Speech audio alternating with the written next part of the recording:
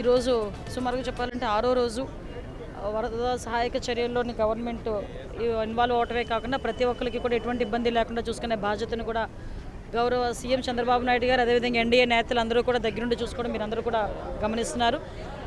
ఇది ఒక రకంగా అయితే ఈరోజు ప్రతి ఒక్కరు కూడా బయటకు వచ్చి ఈ వరదల్లో నిరాశ్రయులైన ప్రతి ఒక్కరికి కూడా కంపల్సరీగా సహాయ సహకారాలు అందించాలని చెప్పి ఎమ్మెల్యేలు మంత్రులే కాకుండా సామాన్య కార్యకర్తలు చిన్నపిల్లలతో సైతం బయటకు వచ్చి వాళ్ళ పాకెట్ మనీని కూడా బయటకు తీసుకొచ్చి సహాయక చర్యలు ఇవ్వడంలోనే కానీ వరద సహాయానికి ముందుకు రావడం కూడా మనం అందరం కూడా చూస్తున్నాం.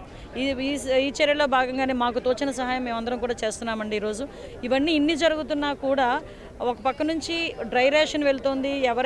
ఎక్కడైతే భోజనాలు అన్నీ కూడా మాకు వద్దు, ఇంకా భోజనాలు మేము చేసుకుంటున్నాము, మాకు కావాల్సిన కరెంట్ రీస్టోర్ చేయండి అన్న తర్వాత ప్రతి ఒక్కటి కూడా వాటర్ ఇవ్వండి అన్న తర్వాత ప్రతి ఒక్కరికి కూడా వాటర్ ఇచ్చాము. అయినప్పటికీ కూడా ఫుడ్ కూడా సప్లై చేసాము.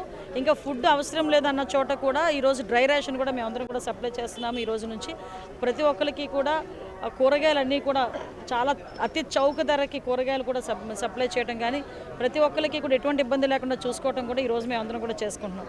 అంటే ఇవన్నీ కూడా పక్కన సహాయక చర్యలు మొదలైతే మనకి మ్యాక్సిమం బుడమేరుకు సంబంధించి దాని ఎఫెక్ట్ వల్ల కొన్ని ఏరియాలు సుమారుగా 11 కిలోమీటర్ల మేర అది నీరు ప్రవహించడం వల్ల దగ్గర ఈ అజిత్ సింగ్ నగర్ అదేవిధంగా పాయకాపురం ఆర్ఆర్పేట ఇలాంటి ఏరియాస్ అన్నింటిలోని కూడా కొంతమేరకు వాటర్ ఇంకా స్టాండర్డ్ అయి ఉంది.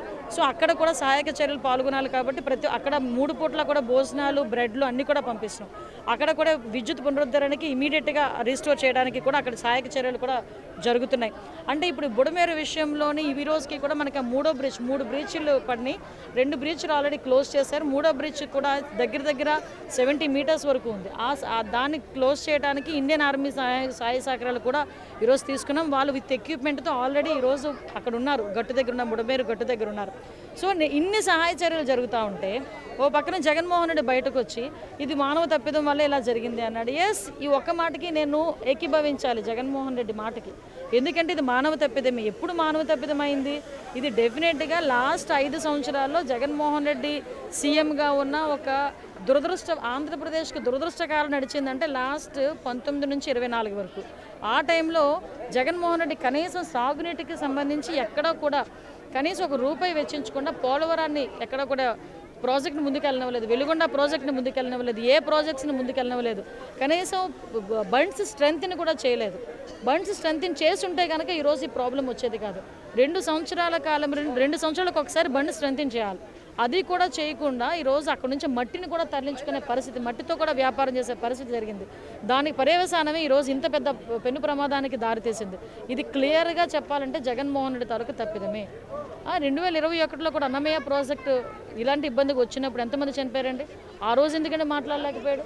ఈరోజు బయటకు వచ్చి కనీస సహాయక చర్యల్లో పాల్గొనకపోగా ఎక్కడో ఇళ్లలో కూర్చోనో లేకపోతే నేను లండన్ పోతానని చెప్పి మాట్లాడుతూనో విమర్శలు చేసి వాళ్ళ పేటీఎం తాలూకా వాళ్ళందరినీ రోడ్ల మీదకి పంపించి జనాల్ని భయభ్రాంతులు చేసే పరిస్థితి వస్తుంది. జనాలు ఆల్రెడీ చూశారు. ఇంకా మళ్ళీ జగన్మోహన్ రెడ్డికి మళ్ళీ అదే పరిస్థితి వస్తుంది. 11 కూడా ఇంకొచ్చే పరిస్థితి మాత్రం కనిపించదు. మేడం, పవన్ కళ్యాణ్ గారు తెలంగాణ లెవెల్లో ఇక్కడ ఆంధ్రాలో కూడా హైడ్రా జరిగితే బాగుంటుందని చెప్పని డెఫినెట్గా విషయం ఏంటంటే అవసరం అయితే డెఫినెట్గా చేస్తారు చంద్రబాబు నాయుడు గారు. ఎందుకంటే ఇప్పుడు కొల్లేరు ఉందండి. కొల్లేరు సుమారుగా 88 కిలోమీటర్ల మేర విస్తరించింది. కొల్లేరు సరస్సు అంటే మంచినీటి సరస్సు, ఆసియా ఖండంలోనే ద లార్జెస్ట్ మంచినీటి సరస్సు. కానీ ఈ రోజు పరిస్థితి ఎలా ఉందంటే కొల్లేరు సరస్సులోకి వాటర్ పరిస్థితి కూడా లేదు. చుట్టుపక్కలంతా ఎంక్లోజర్స్ అయిపోయింది. అక్కడ చెరువుల దగ్గర నుంచి ప్రతి ఒక్కటి ఎంక్లోజర్స్ అయిపోయింది. ఇలాంటి విషయాల్లో చాలా క్లియర్గా చంద్రబాబు నాయుడు గారు కూడా ఉన్నారు. తెలంగాణ తరహాలోదే ఇక్కడ మళ్ళీ స్పెషల్గానే ఏదైనా ఉంటుంది. ఎక్కడ కూడా ఎంక్లోజ్మెంట్స్ కానీ జనాలకు ఇబ్బంది పరిస్థితి కానీ ఉంటుంది.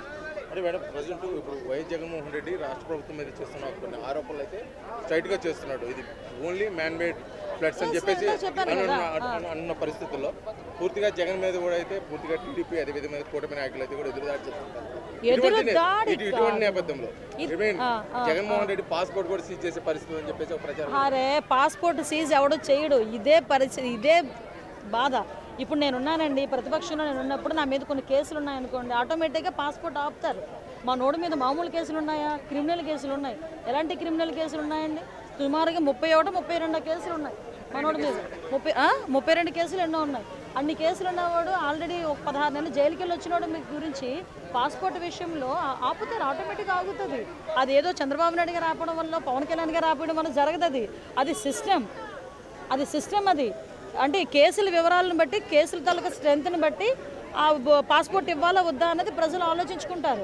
అందువల్ల జరుగుతుంది. కానీ ఇందులోనూ కూడా చంద్రబాబు నాయుడు గారు హస్తం ఉందంటే వీళ్ళు తెలివి తక్కువలో తెలియదు, మూర్ఖులో తెలియదు, కావాలని బుర్ర చల్లుతున్నారో కూడా అర్థం కాదు.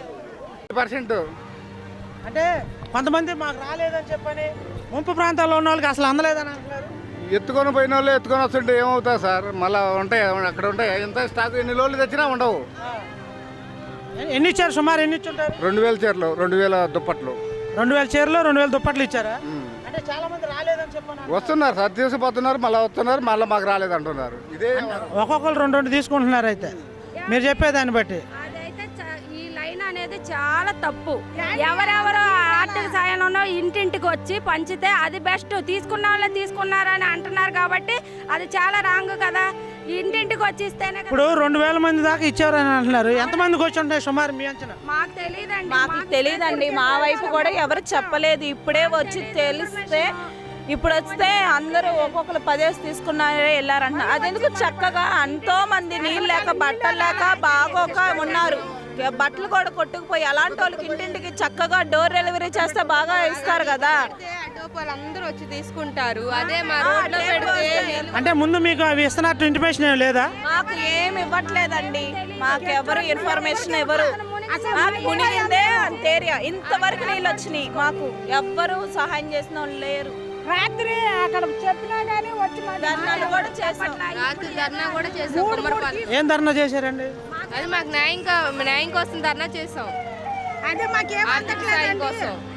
అది మరి చాలా మందికి అయితే కొంతమంది వరకే వచ్చినాయని చెప్పని ఇక్కడ స్థానికులు చెప్తా ఉన్నారు. అసలు మునిగిన వాళ్ళకి ఏమి అందలేదండి, బయట ఉన్న వాళ్ళకి మాత్రమే అందుతున్నాయి.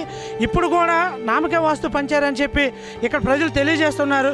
ముంపు ప్రాంతాల వాళ్ళని ముందు ఆదుకోవాలని చెప్పి మీడియా ద్వారా వాళ్ళు తెలియజేస్తున్నారు. కాబట్టి మునిగిన ప్రాంతాలని ఒకసారి వచ్చి పరిశీలించమని అధికారులని వాళ్ళు వినయంతో కోరుతున్నారు. ఇక్కడ ప్రజలందరూ కూడా ఏంటంటే కొంతమందికి ఇచ్చి కొంతమంది ఇవ్వడం అనేది కరెక్ట్ కాదని చెప్పి, కనీసం మాకు ముందు ఇళ్ళకి వచ్చి మాకు ఇంటిమేషన్ ఇలా ఇస్తున్నామనే సంగతి మాకు చెప్పినట్టయితే మేము వచ్చి చక్కగా తీసుకునే వాళ్ళం, లేదంటే మాకు ఇళ్లకు పంచినట్టయితే బాగుంటుందని చెప్పని ప్రజలు వారు అంటే ముంపు ప్రాంతాలకి ఎవరైతే ఉన్నారో వాళ్ళ అభిప్రాయం తెలియజేస్తున్నారు. కెమెరా పర్సన్ వేణుతో Elisha, 5 TV network, Bhavanipuram, Vijayawada.